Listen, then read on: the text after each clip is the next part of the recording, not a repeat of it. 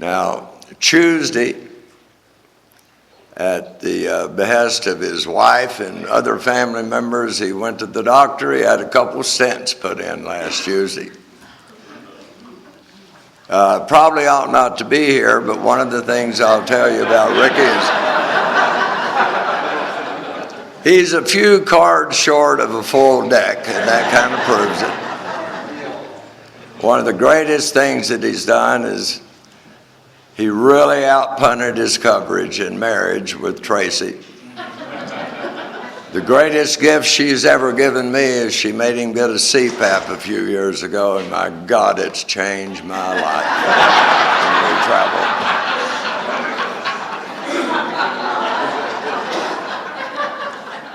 But a really important thing in my life was to get Ricky introduced to Blackstone. And that happened last year. And another important thing for me is to introduce Blackstone to Ricky Russell. I love you, brother. Come on.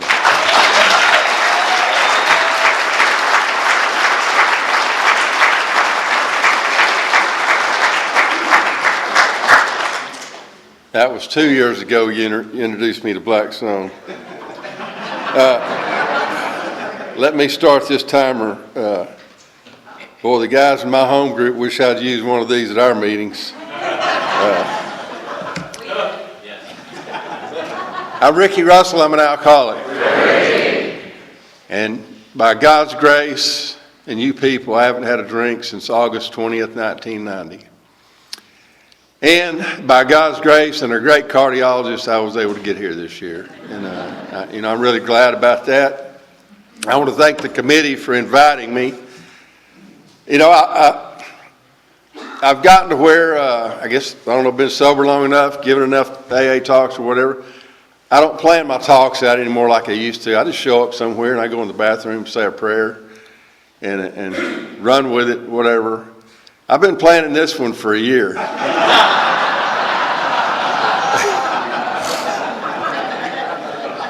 Because this was out of the blue. Gary called me, I guess a year ago today, and he said, hey, got anything on your calendar for the last week of October next year? Probably not. And I looked on my calendar, I said, no. He said, good, you're speaking at Blackstone. I said, do what? Blackstone? I mean, this is such a revered place.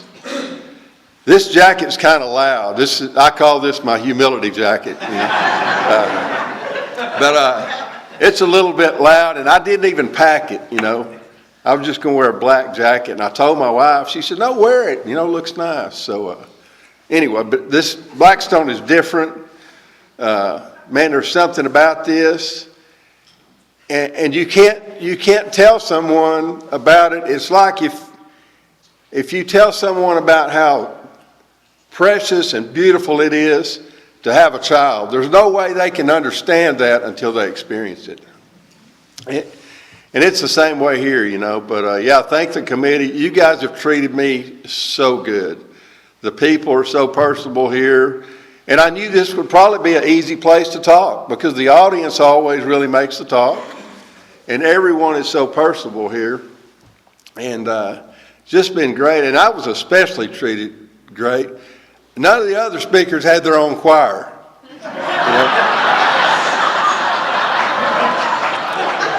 So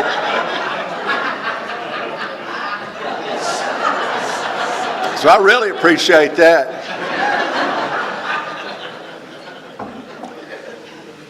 The speakers have been fantastic. Dave and Susan were just tremendous. And I can guarantee you one thing. Just by being around them a little bit, hearing them, it's peaceful in their home. You can tell that, And man, what a difference that makes. And Joy, she may qualify for this program. I'm not sure, but and man, that sponsorship stuff. There's Joy. That's pretty rough. Those requirements made you wear a dress. Man, I'm glad my sponsor didn't do that to me. But I tell you what, I was desperate enough, I'd have worn one if that's what it would have taken. You know, just get me out of the fire. Please don't put me back out there. But no, Gary described I am a little goofy. I want to recognize some people. Tracy, stand up.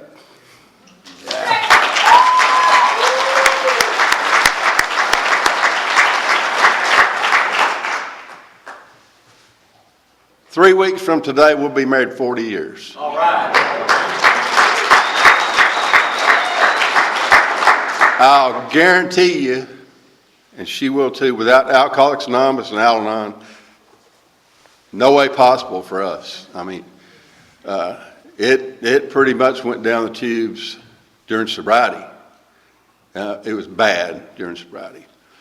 I want the East Texas posse to stand up.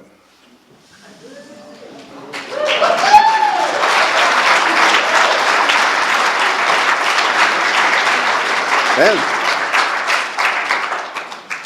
these are people that love me, that I run with, and that talk to me like a dog. And but I love you guys, you know. And some of them haven't been to Dogwood, but they've heard of it, and they got wind that I was going to be here, and they said, "Can I go?" And I thought, wow, man, they've heard me talk so many times. But I love them too, you know. And there's one day a year, though, that they talk nice about me, and that's the day I get my chip at my home group. The rest of the time, they just talk horrible to me, and I don't want it any other way. I mean, we have such a great time together. God, what a group. We've got a great little group there in my small little hometown, but I live in a town called Jacksonville, and nobody here knows where it's at. It's the home of AA as far as I'm concerned, but we've got a juggernaut little pocket of enthusiasm there. Jacksonville is a small town. It never gets bigger. Some young girl gets pregnant and some young guy leaves town, so the population just stays the same.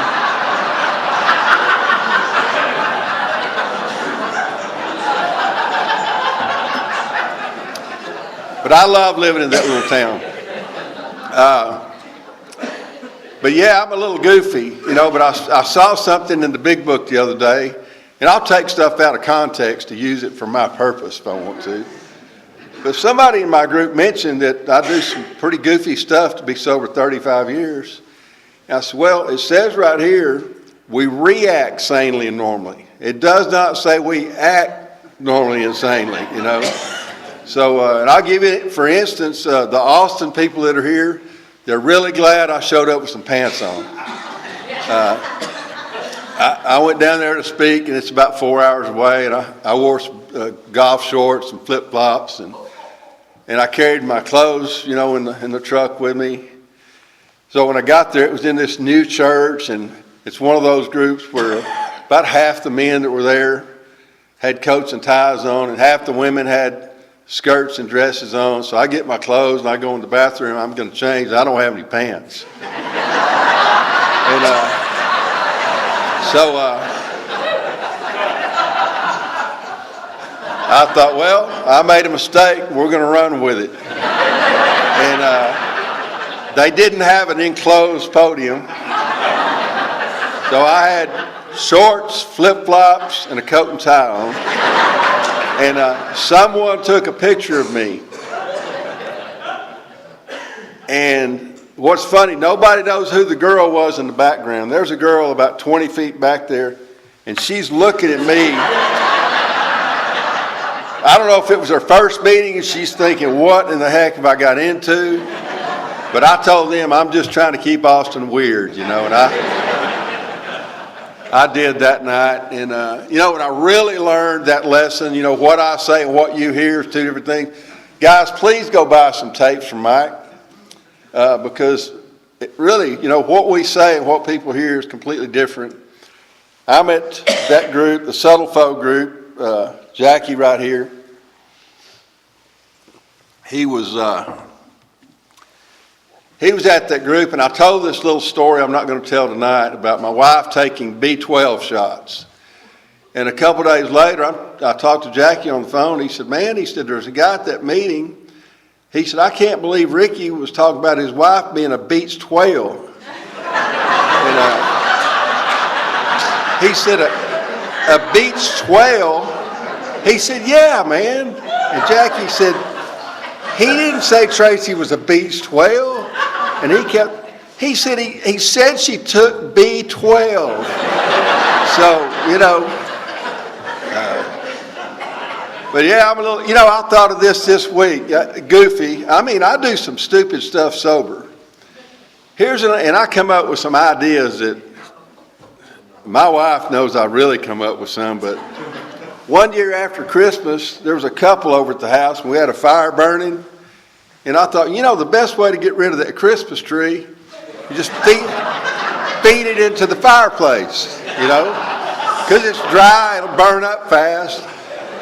It burns up faster than you can shove it in there. I'll tell you that.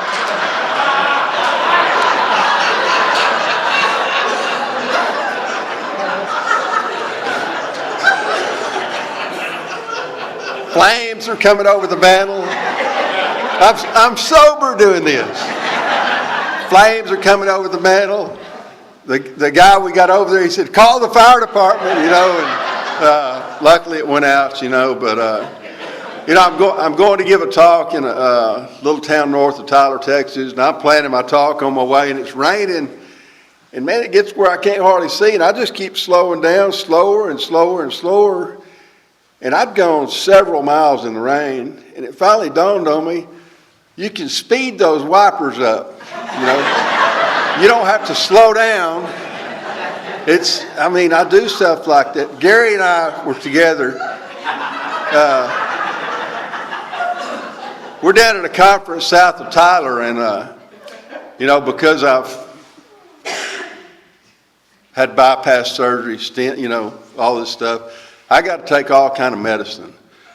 So I go in there in the bathroom of the hotel we're in, and there's no plastic cup there. But Gary had one. He had left a little water in it, and I've slept with him, so I don't mind drinking after him. So I thought, well, I'll just drink out of Gary's cup. So I took my medicine, and that night I go in there, I'm going to take my night medicine, and his teeth are in that cup.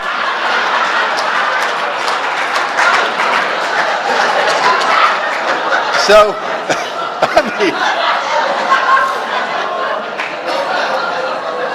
Mr. Smart Guy here again. So I come out of the restroom and I said, Gary, I said, did you put your teeth in that cup last night? He said, yeah, why? I said, man, I drank out of it. He said, well, that stuff I soak them in kills germs. Okay. Now, the next morning, he got up before I did. He went downstairs and decided he'd bring me a cup of coffee, since I'm sober longer than he is. And he thought it needed to be warmed up a little bit. And so he's going to put it in the microwave, and he couldn't find the start button. That's because he had it in the safe.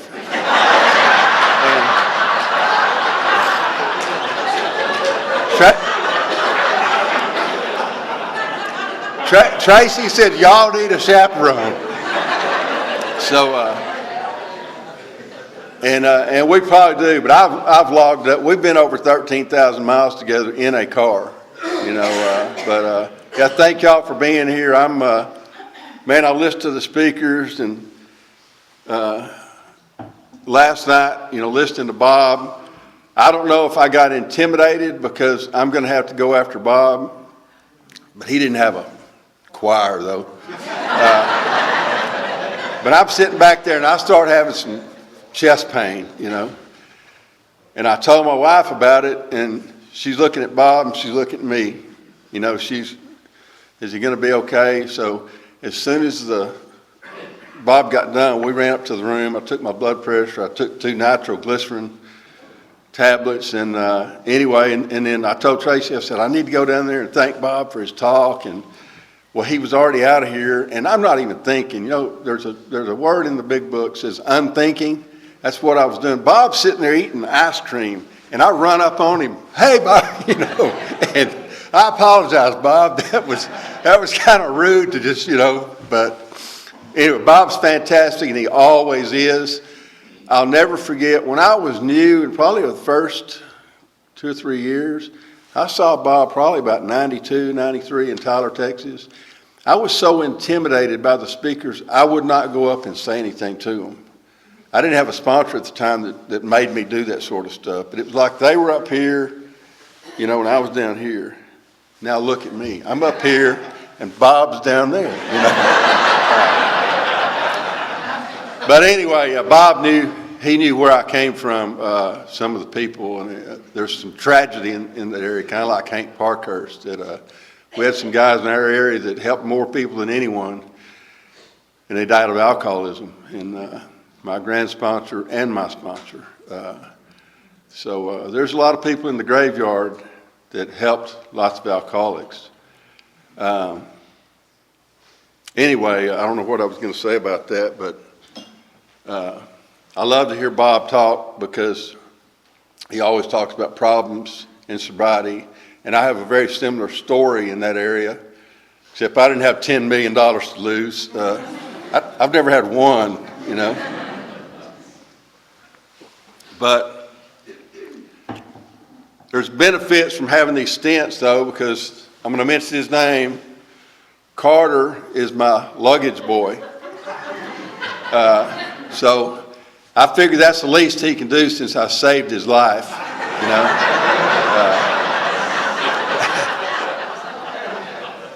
No, I grew up in an alcoholic home.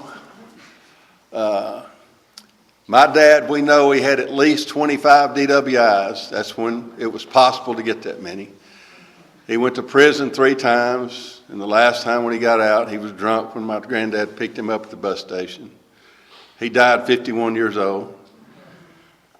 My mother tried to balance the scales, I guess, and she had me and my 2 sisters in church all the time, and I liked church. I was a Baptist, and according to my grandmother, we're the only one that are right, And Bob, the Catholics they're really out there. Methodists don't baptize right, all that sort of stuff. And you talk about somebody that run a Jehovah's Witness off the front porch in a heartbeat, my grandmother would do. But anyway, my mother had us in church, and I liked church. I sang in the youth choir. I went to the camps and all that sort of stuff. I was a good student in school. Part of the reason is that I didn't have to study. I could pass any test or whatever. And grades were very important to me. I didn't realize till I got sober why the grades were important. It wasn't because I wanted to learn something. It was a competitive deal with me, to compete with other students.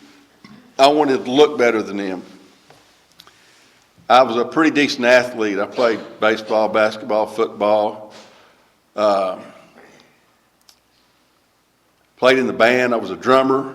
I won lots of awards and ribbons and all that sort of stuff because I was obsessed with it. But I had what most of you guys, I guess, maybe all of you, if you got alcoholism, I had that I don't fit in, I'm not good enough. And I ran with the in crowd, but I never felt in the in crowd. And we moved to Grand Isle, Louisiana, the summer of my 7th grade, and they have Cajuns there. And they're hard to understand. And I didn't know why I felt like that. It's just that underlying fear that I had lived with my whole life, and I couldn't have told you what it was, but it was fear. And I got there, and those Cajuns are there, and I'm afraid of them too. And they start calling me Texian. It's like, And so I really feel different then, And I start running around with a guy that's 16. I turned 14. And one day he said, hey, let's go smoke some pot, And well, back then you could go to prison for life if they caught you with a joint, And so I smoked some of that non-habit forming marijuana. And I've got friends that just loved it. It just released them. That I don't fit in, I'm not good enough. it intensified that in me. Marijuana never was a good high for me. I smoked a stack of it, but I guess just to change the way I feel, because I didn't like feeling that fear or whatever. And I was really afraid of drinking because my dad, I'm telling you, we lived through some stuff. I don't talk about my childhood a whole lot because I think people would get the impression that my childhood is what caused my alcoholism, and it's not. If it were, my sister would have it too, and she don't. But one day this guy said, I was curious, I thought if I ever drank, would it do to me what it did to my dad? Would I go in there and beat my mother up, and grab a guitar and smash it through the window, go wreck the car or whatever? One day this guy said, hey, he said, let's go drink something. And I said, okay. And he was a lot bigger than me. So he went and got us 2 bottles of what I've declared the national first drink of Alcoholics Anonymous. Boone's Farm. You knew what was coming. Strawberry Hill wine. And there were no directions on how to drink it or whatever. He gave me a bottle. He had a bottle. Like I said, he was bigger than me. I just drank the whole bottle. But I was amazed before I was halfway through. I'm telling you, I began to know a new freedom and a new happiness. I comprehended the word serenity, and I knew peace. Fear of Cajuns left me. I'm telling you. Now, that's exactly what happened to me, guys. I'm not just putting that in there.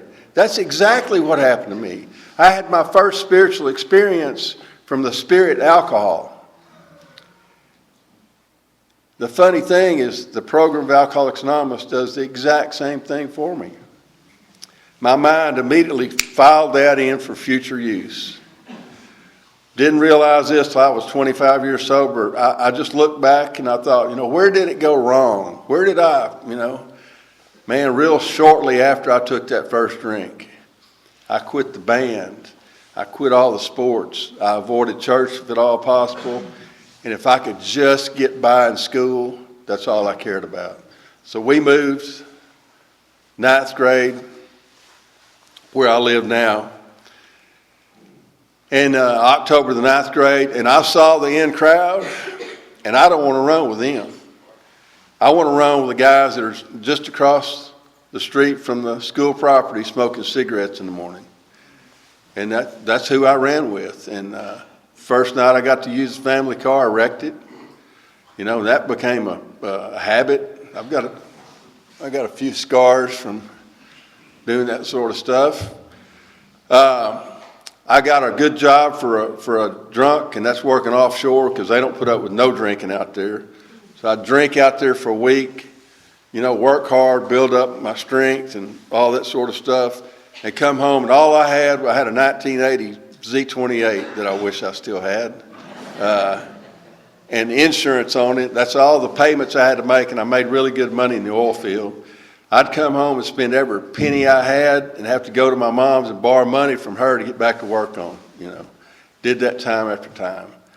I met this little gal that I should have never met, and she was a cowgirl. I was not a cowboy. I liked Judas Priest and Led Zeppelin, and she liked Hank Williams Jr. and Reba McEntire, and we argued over the radio, But I thought, if I get married, I'll settle down this lifestyle, because I'd gotten to where I'd done some crazy stuff happen when I drank. I've never seen, our big book talks about in the doctor's opinion that this craving for alcohol, it doesn't come before we drink like it does like other drugs. It comes after I drink. I have this insanity that tells me that I need a drink or I want to drink. I take the first drink, and that's when it sets the craving off for more alcohol. And I've never seen anyone crave alcohol harder once they started drinking than me, my dad, or my youngest son. And all I wanted to do was have a few drinks and chase the girls and whatever. And I would come to in some pretty crazy situations, like one time I came to, one of the worst times you can come out of a blackout, and that's when you're standing there talking to the cops, you know. And you can't say, "Officer, is there a problem?" You know. And what I had done, I had pulled over on this county road, and there was a reserve deputy that I had his driveway blocked. He couldn't get to his house, you know. What a great place to pull over. Went to a bar one night, and I had wrecked my car, so I'd ridden with some people, and it was 25 miles away. And I used to chase women, but I wouldn't catch them, you know. And when the bar would shut down, I'm still running around. I guess I didn't pay enough attention to one of them. But I come out of the bar, and everybody from Jacksonville's gone. Well, I get this bright idea. I'll hitchhike to my parents' house. They live 50 miles north of there. That's 2, 3 o'clock in the morning. So I get out on the highway, and I stick my thumb out. Some guy picked me up, took me, I don't know how far. He said, "This is as far as I'm going." And he let me out, and no cars were coming by. Highway 155 there in Tyler. And I got tired, and I thought, well, I'll just lay down here on the shoulder. And when I hear a car coming, I'll jump up and I'll stick my thumb out. Well, I woke up, people are standing over me, you know, "Are you crazy? What's wrong with you?" And thank God there wasn't cell phones, because I'm sure I would have gone to jail. And I knew they would call the cops when they got home and tell them about this guy, you know, they thought was dead on the side of the road. And there was a ditch about 10 feet down with those cattails sticking up. I just went down there and passed out. Woke up. I guess ants bit me during the night. I had a lot of little red dots all over me. But the booze had a special effect, you know. I never was on an equal peer basis with people. But that alcohol had such a powerful effect. I told you about it. It gave me those promises. One of the best examples I can give you, y'all see my beautiful wife. If I was not drinking, I would think, why would she want to be with me?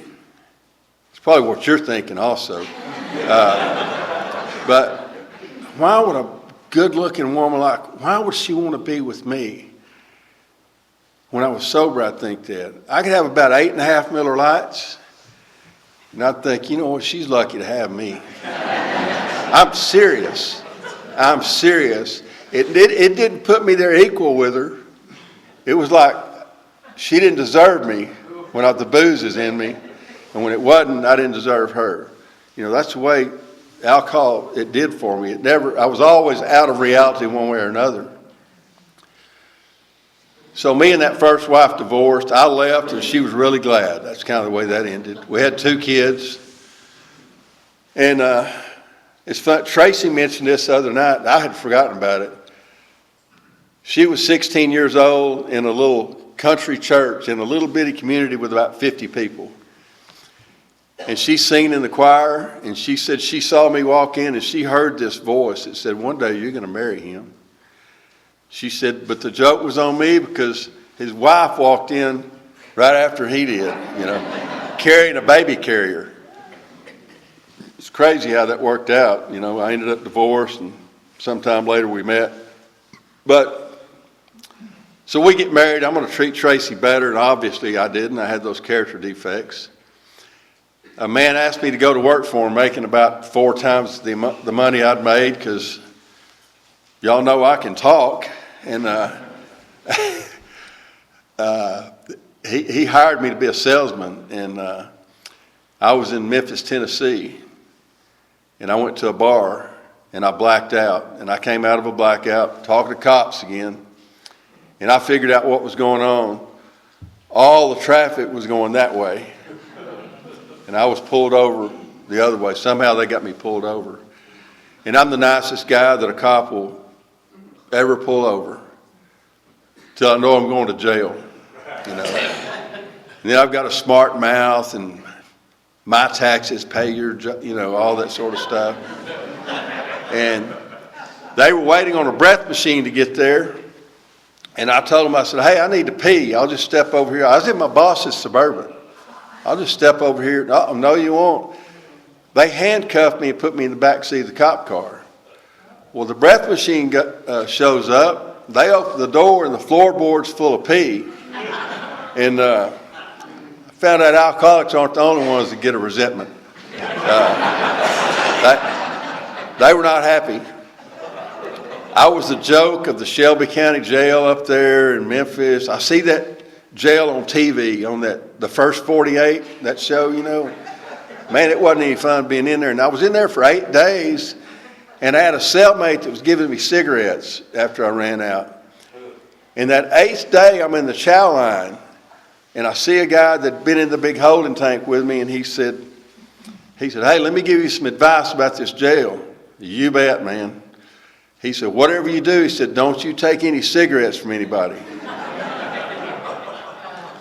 I said, why not? And he said, because they'll want sexual favors in return. And, man, I went back to my cell. I started reading the Bible. And I'm telling you, there's probably been some serious praying going on this weekend. It ain't nothing like it was for me then. I'm telling you, I'm begging. And I said that old alcoholic prayer, God, if you'll get me out of here, I'll never touch another drop of alcohol. I got out that day. Got home. Tracy was, 7 months pregnant, something like that. She wasn't very happy. I'd lost my job. She said, why don't you go to AA? And I knew AA didn't work because my dad went. And the only example I had of AA, of a man sober, was a distant relative of ours. But he was sober, I don't know, like 40 years when he died. But you know, old timers, for me, they go one of two directions. Once they get about 20 years sober, they either become more humble, more of an asset to a group, or they're bitter, negative, and sour. And that's what he was. That was my only picture of a sober member of Alcoholics Anonymous. I didn't want that. But I'd been to church so many times, and I don't know if you guys have done it, but man, we'd go to church, and you know, the preacher would say this really good, powerful message, and I'm feeling the conviction, and then they start playing the organ, and just as I am, you know, and they're doing the invitation, and the Baptist preacher, he's not going home till somebody's saved. And where I live, everybody's wanting to get home and watch the Cowboy game, or they used to. And anyway, and I'm feeling that conviction, and the preacher says, the Lord's telling me there's one more here, and I know he's talking about me, you know. So I get up and I go down the aisle, and I turn my life over to God. I might cry a little bit, preacher say a little prayer, and I turn my life over to God, and I leave there, and I'm telling you, I feel absolutely fantastic for a few days. And I don't know why that don't ever last. And I did it over and over and over. I found out when I got to Alcoholics Anonymous, you know, on page 63, our third step is a decision. Though our decision was a vitally crucial step, it can have little permanent effect unless it once followed by a strenuous effort to face and to be rid of the things in ourselves which had been blocking us. I had no idea there were things blocking me. Me and my sponsor that I got down the road, we talked about this God deal, and I told him, I said, man, I've been saved. He said, for guys like me and you, he said, that won't cut it. It's got to be something much deeper than that. These things within us must be removed, or we can't have the relationship with God that we need. Anyway, so I go to Alcoholics Anonymous anyway that time. I made 2 AA meetings, and I saw the steps on the wall, and that 5th step, I mean, you can disguise it all you want. That's confession. My grandmother said, we don't do that. That's for Catholics. So I was out on that.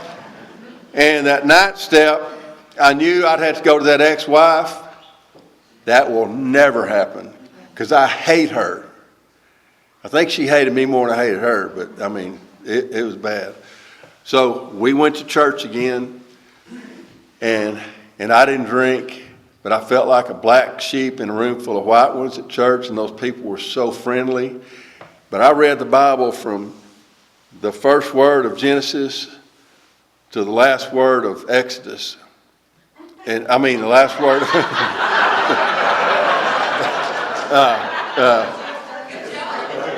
Revelation. Sorry. What a revelation. And I had this feeling if I missed a word, I'd drink. And man, that Chronicles, y'all ever read that?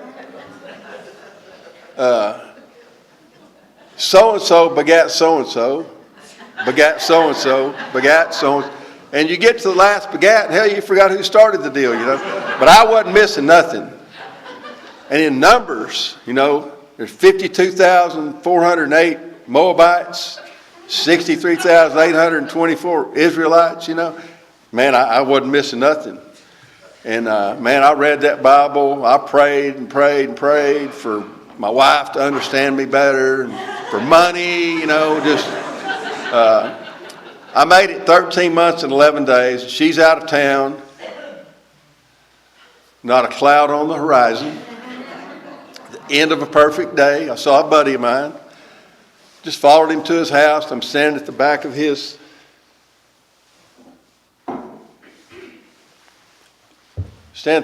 truck, and I noticed he had a cooler in his truck. And I opened the cooler up, and I counted them. He had 11 Bud something. Bud Light, Bud Heavy, Bud something. I said, Greg, let me have one of those beers. He said, no, man, you quit. You know, now, Greg's a great big guy. And I'd get drunk and try to whip him, and I'd wake up with a sore neck where he'd held me down in a headlock to keep me from fighting. And I said, no, I've never gone this long without drinking one. And my thinking up right before I took that first drink that surely it's all purged out of my system. And if I start over, it'll be like when I was 14, and I can just be real vigilant and not let it get out of hand, and I control it. He said, well, go ahead. So I drank one, and I waited 10, 15 seconds. Nothing happened. So I got another one. And I ended up, you know, that physical allergy Dr. Silkworth talks about that I wasn't aware of kicked in. And I drank all the beer he had. But I went home and I never crossed the stripe, never ran off the ditch. Got home. She was in San Antonio at her granddad's house. And I woke up the next morning. I remembered everything I did, no hangover. And I was excited. Thought, man, you've done it. You started over. And if we'd had cell phones, I would have called her and given her the great news. But I had to wait till she got home, and she wasn't quite as excited about it as I was. So then I went on my controlled drinking deal then. And hey, guy, I did pretty good, I thought. I didn't go to jail for 3 months. You know? But I wake up in jail again, and this isn't the only time this has happened. I come to, and I got to ask somebody what jail I'm in. Where am I at? They said, Cherokee County. That's the county I live in. I'd been in the one on top of the courthouse a couple times. Oh, they just built a new jail, you know. And I'm the kind of guy, when I get out of jail, I feel so remorseful. I feel like a jailbird, a thug, a piece of crap. But you know, there's only one thing on the planet that'll make me feel okay, and that's a few drinks. And I start over again, you know. I stayed out there 3 more years, and she finally had she thought I was exciting when she met me. She didn't realize how exciting I could be, though. She had all the excitement she wanted, and she left, and I wake up one morning, as long as I'm drinking, it's covering that fear and all that stuff up. But man, when I'm sober, it ain't fun at all. That's when my life gets very rough, is sober. I wake up one morning and my heart was racing, and I was gasping for air. And I knew if I took another drink, it was going to kill me. Because 2 years prior, my dad had died from alcoholism. My mother had divorced him because he was a sorry alcoholic. She married another one. 2 months prior to this, she went to wake him up, and he wouldn't wake up. He'd had an esophageal hemorrhage and bled to death from alcoholism. So I thought, maybe these people are right. They're telling me it's the booze. It's that alcohol. If you'll quit drinking, your life will get better. And I thought, and see, I knew better than that, because my life's a whole lot more painful when I'm not drinking. But then I thought, maybe they're right. Maybe it's the alcohol. I'll tell you what, I got a 7-year-old grandson, and I could go to him right now, and I could say, Lincoln, Papa's problem's alcohol. What should I do? And he'd say, well, Papa, don't drink alcohol. So that's what I did. I just quit.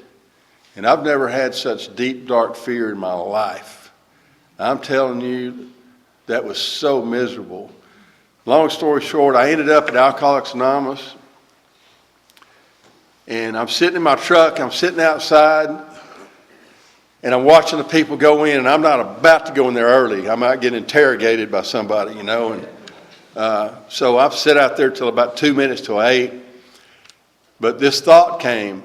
Maybe it came from God. I don't know. I've never had many good thoughts, as you already know. But I told myself, I said, okay, I'm going to go in there, and I'm going to do everything they tell me to do. I don't care how lame, crazy, drastic it is. I'm doing everything they tell me to do, and I'm going to give this deal 6 months. At the end of 6 months, if I'm miserable, like I always am when I quit drinking, I don't care if I'm going to the cemetery, at least I'll get some oblivion on the way. But if I do what they tell me to do, and somehow I can find some peace, fantastic. And that's the attitude I went in there with. And I asked the wrong guy to sponsor me. He probably would have been a good sponsor for a lot of people that come to Alcoholics Anonymous.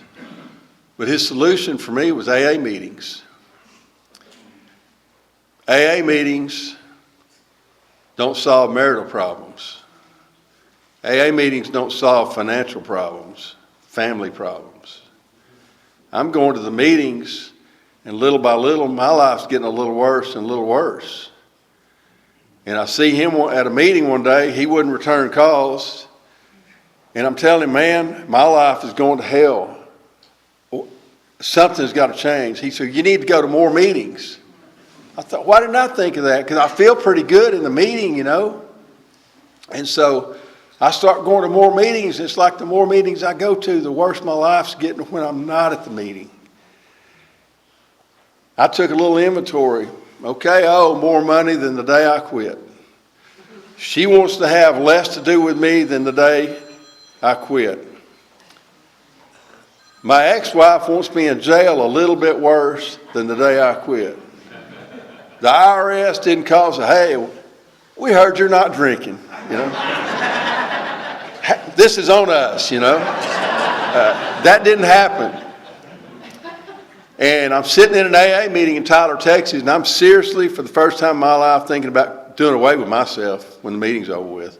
Because my life, I'm doing what I'm told to do, and my life sucks. And there was a guy in that meeting, he had a preacher's voice. He could talk here without a microphone, it'd be louder than how I am, you know, just had that voice. And we had read about Fred in the big book. And he said what jumped out at him was that Fred said quite as importantly was the discovery that spiritual principles would solve all my problems. And I latched onto that sentence, man, because I had some problems that needed solving. And I found out you could change sponsors. And so I got a different sponsor. And Fred, man, I loved old Fred. Fred's another one that helped a bunch of drunks that died drunk. Fred in the big book. It's a guy by the name of Harry Brick. He was such a fine, upstanding member of Alcoholics Anonymous, they put him on the alcoholic board. And he got a resentment and went back to drinking. Like our friend Hank Parkhurst that wrote the chapter to the employer that we may not have a book if it weren't for Hank. The book came out in April. He got drunk in September. Anyway, so I get another sponsor, and this man shared with me his experience, strength, and hope. And I did the best I could with that. Life got better. She and I moved back in together. Somehow or another, she got pregnant. We didn't even like each other. And, I remember one night we got into it in the bed. And she said something, and I said, I'll tell you one thing. When that baby gets here, there better be some changes or I'm out of here. And she said, don't threaten me, you SOB. We'll leave right now. We had a daughter. And I said, hit the door. And that's how we got along, one day at a time. And so 2.5 years sober, our marriage was so freaking bad. God almighty. And I see this guy that he was excited about life. He had some zest about living life out there. Not just in the meetings. He loved living life out there. And I asked the guy to sponsor me, and he didn't say yes. He had some paperwork, and it was going to tell me what I had to do, but no dress involved. But I would have to wear a coat and tie if I'm behind a podium, show up 15 minutes early, stay at least 15 minutes late or till everyone's gone. There's all kind of stuff in there that I thought was pretty drastic, but I was willing to do it. And so I get with the guy, and see, by this time I'd been going to Austin and back like once a week, and I got me some Joe and Charlie tapes, and I just about had them memorized, just over and over and over I listened to them. And I read the big book, and I knew some stuff. Well, I get with this guy, and he'd ask me questions that I couldn't answer, that he'd give me the answer in the big book. And one day he asked me, he said, how do you grow spiritually? And I said, pray more. He said, no. Go to more meetings? No. Join the church? No. I kept coming up with some good answers. I guess I don't know. How do you grow spiritually? He said, go to the bottom of page 14. And on the bottom of 14 it says, for if an alcoholic failed to perfect and enlarge his spiritual life through work and self-sacrifice for others, he could not survive the certain trials and low spots ahead. So there's some bad times coming, some trials and low spots. We're all going to have them. I'm not going to survive them unless I'm doing this spiritual growth through work and self-sacrifice for others. See, the Baptist boy here thought that was a little blasphemous. So I go to a man that he knew the Bible better than anybody I ever knew. He was a Pentecostal. I ran around with his son, did his son's eulogy after they found him dead in the bootlegger's yard. But I said, Brother Taylor, this AA member is telling me right here that this is how we grow spiritually, through work and self-sacrifice for others. And he looked over his glasses and he said, son, that's what I've been preaching for 40 years. I never heard it.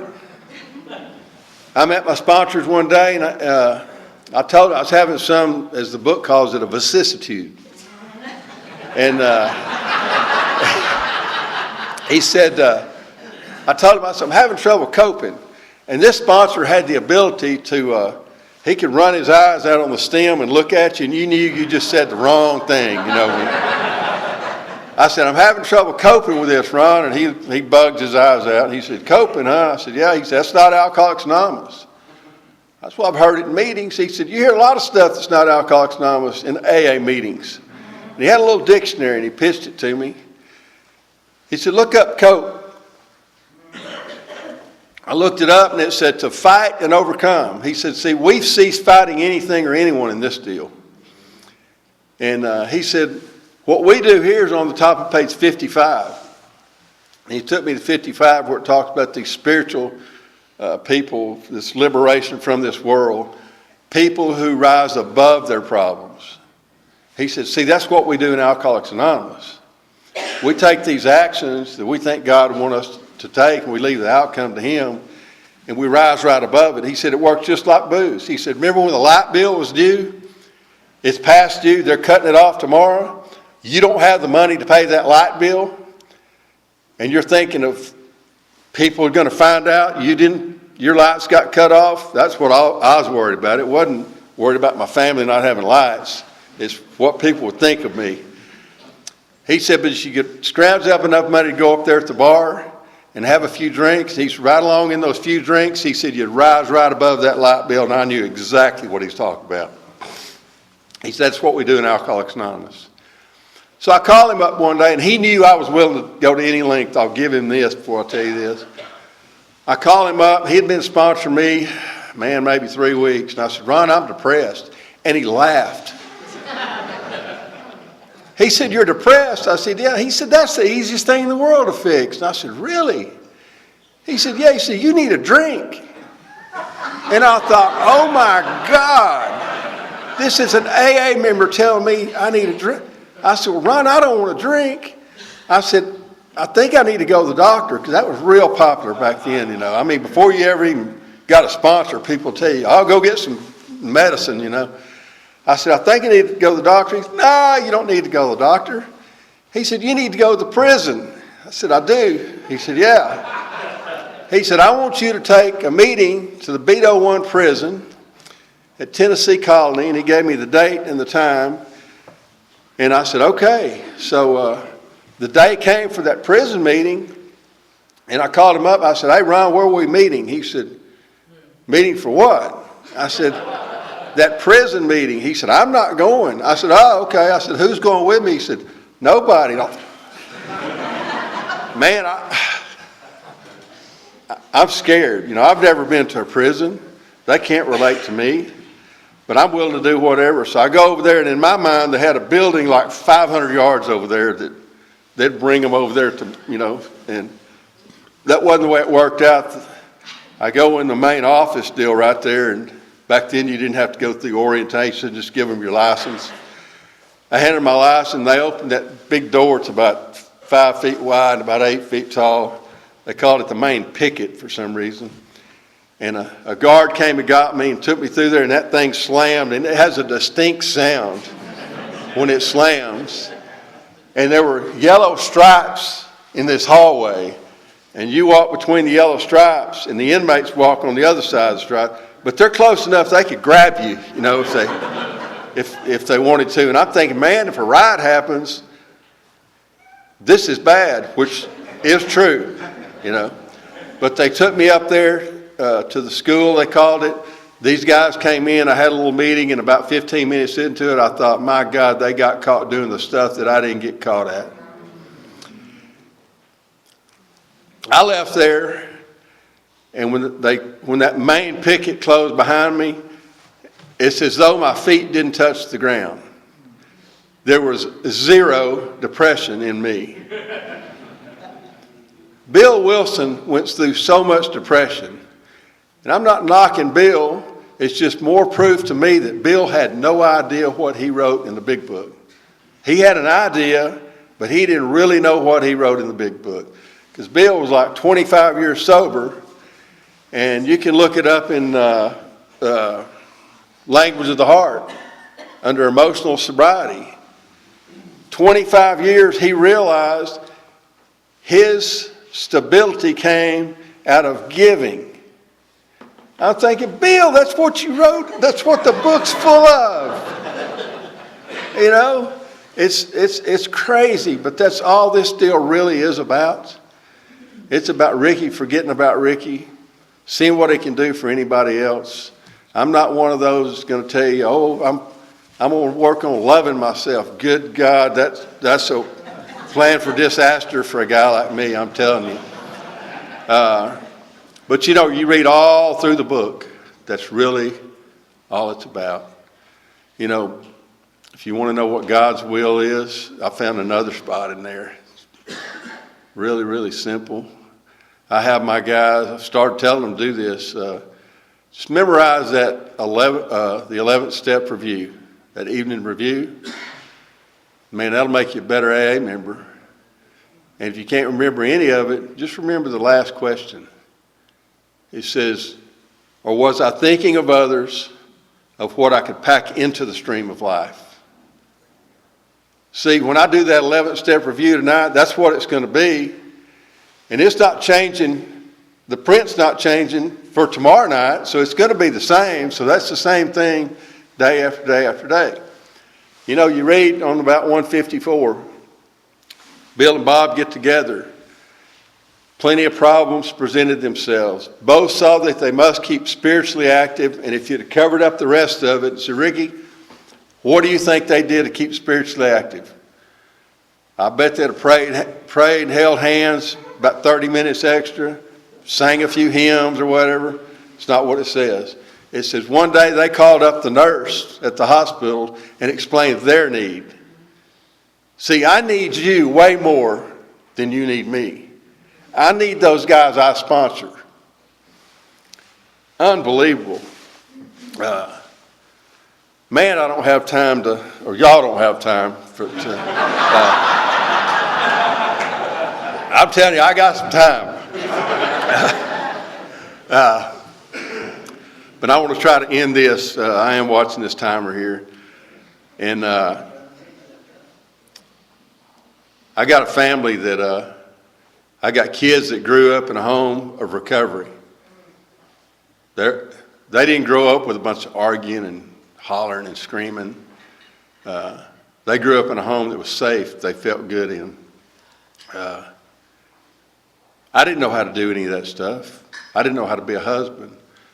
See, she and I couldn't get along, and this new sponsor I had, I told him, I said, my marriage is horrible. He said, what have you done about it? And I said, well, some people in AA told me to turn it over to God, and he bugs his eyes out. He said, God didn't want it, did he?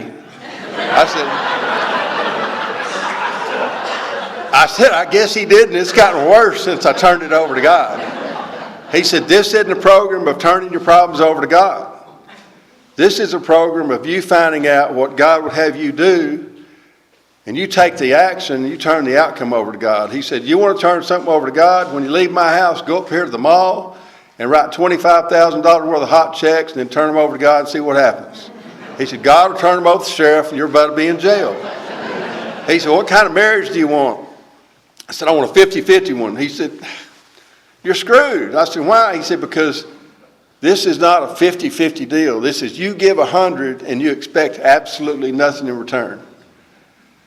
And he starts telling me, so what do you do at home to contribute to your marriage? I said, I bring a paycheck home. He said, no, everybody does that. What do you do to contribute in your home? Man, I don't know what you're talking about. Okay, when you walk in the evening, what do you do?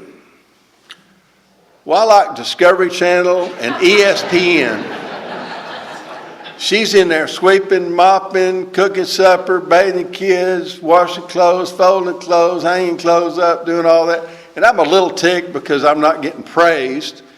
You know, I even got a big book, and I said, you need to read the family afterwards. And I was trying to help her because she's 2 months behind me in this spiritual deal, you know, so I'm trying to help her catch up. But I went to page 127 in the big book, and I got me a highlighter, and I highlighted that they should be grateful that he's sober. They should praise his progress. And man, a couple weeks later, I went to Tyler to an AA meeting, and they was big book study, and they were in the family afterward, and I opened it up, and somebody had been coloring in my big book with a different color highlighter. And it said he's not likely to get far in any direction if he doesn't show love and unselfishness under his own roof, you know, and all that sort of stuff. But anyway, long story short, this guy didn't share a whole lot. He said, you go home and you do the dishes. And you don't expect nothing in return. And I started doing that, and I'm telling you, you can ask her. Our marriage did a 180 in less than a week. Could not believe it. And it's, you know, it's gone pretty good ever since. I wouldn't trade that woman for nobody, but that's worked out in our, you know, in our family. And we've got a son that I'd have bet you everything I own he was just like me. He hadn't had a drink in 13 years. I was with him when he got drunk his last time. He went to jail. He's 21 years old. And that wasn't his first time to go to jail. He was, man, DWI, jail, failed relationships, just like me. Some of y'all met the Marlboro man back there, Zane. I've sponsored Zane for almost 31 years now. Well, you'll never meet a better sponsor than that guy. So my son told me, we're on our way back from Dallas, he said, Dad, I'm going to call Zane. I thought, thank God. Zane's such a good sponsor. Logan went to 2 AA meetings, and he's never been back. but his life has soared. I'm telling you, fantastic life. He doesn't need us. We're going on a golf trip a few years ago, and I said, Logan, I said, when you were growing up, I said, did you feel like you didn't fit in, it wasn't good enough? And he looked at me like I was crazy. He said, no, I never felt like that. I said, what about when you quit drinking? I said, did you go through a lot of depression and anxiety and stuff? He said, no. He said, once the hangover was over with, I was fine. So he didn't have the unmanageability. And for me, the unmanageability is in the middle of 52. We were having trouble with personal relationships. We couldn't control our emotional nature. We were prey to misery and depression. That's how I am, sober and no booze. But this same kid got the benefit, like the others did, from living in a home of recovery. And about 4 years ago, he told Tracy, he's got 3 little stair-step boys. Now, I've never heard anybody say this, but he said, Mom,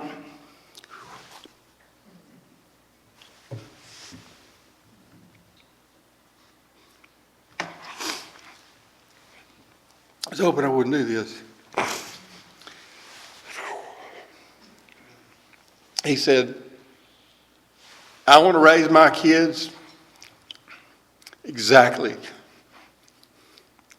like you and Dad raised us.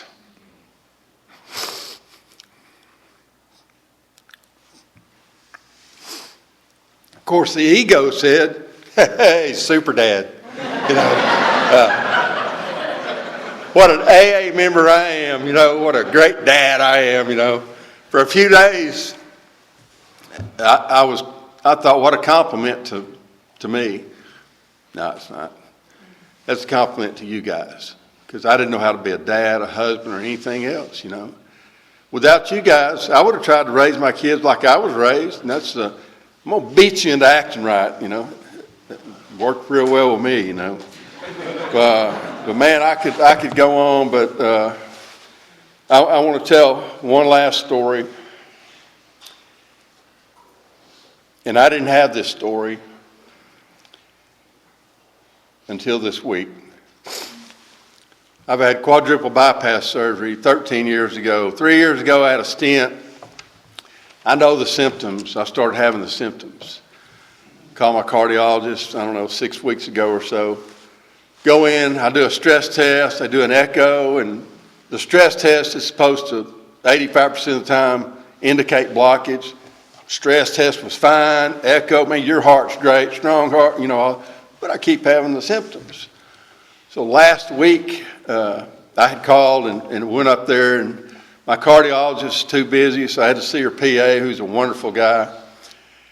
He said, well, I'll tell you what we're going to do. He said, I'm going to put you on this medication, and it's a type of nitroglycerin, but it's timed release. That will enlarge your blood vessels, you know, where you get better circulation, everything.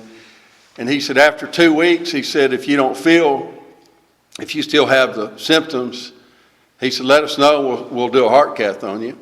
A couple of days later, I told Tracy, I said, you know, if the symptoms go away, that means I have blockage. If they don't go away, that means I have blockage. So, and I'm thinking about Blackstone, because I've got a bunch of friends that are going to be here. And it would probably a little ego maybe, because I knew I was going to get to talk at Blackstone, but man, I'm thinking about what I'm going to miss. And so we're doing that deal, and those pills didn't help. And I'm on my way to work Monday, and on my way to work on any day, I'll say this prayer, change it a little bit, but it's usually, God, help me to grow in understanding and effectiveness. Show me what I can do for the man who's still sick. Help me to do my job and just help a customer solve a problem. Help me to forget about if I'm going to make any money or not make any money. Just help me to give to that company and expect nothing in return. It's kind of my prayer. But I never pray for myself until Monday. And on the way to work, I said, God, boy, I really want to be in Virginia. And if there's any way, or I don't know what I said after that, but pretty much it's like what we call Aggie foreplay, which is begging. And sorry about that, Gary. He was an Aggie. So I say that prayer, I get to the office, An hour later, the PA calls. He said, hey man, I was going through my notes, ran across your name. This is what, 4 days after we'd seen him maybe? Ran across your name and he said, just thought I'd give you a call, see if you're having any symptoms. And I said, yeah, I am. He said, we need to get you in for a heart cath, And I said, okay, but I said, I've got this trip planned Thursday through Sunday to Virginia. He said, we wouldn't be able to get you in before that anyway. Okay. Then I'm thinking, man, what if I have a heart attack on the plane? At the podium, if that happens, nobody will ever speak here again, But she's worried to death, God, bless her heart, Anyway, so he said, I'll have Kelly call you. She sets up the heart cath. So I said, okay.